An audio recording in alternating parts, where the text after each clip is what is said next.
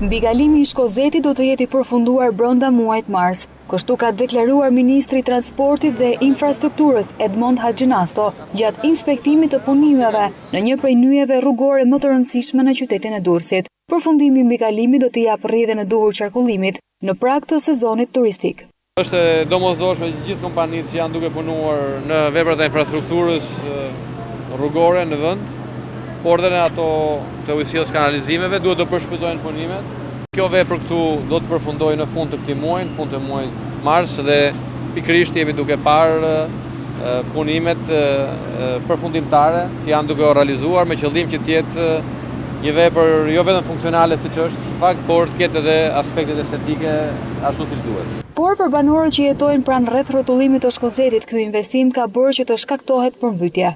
Çdo deputet, çdo kanë thënë kur të bëhet rruga, ka mu eliminu çdo gjë.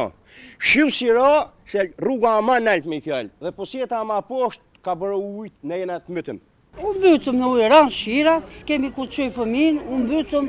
Për Ministrin Haxhinasto, zgjidhja mbetet në kompetencë të ujësillësit.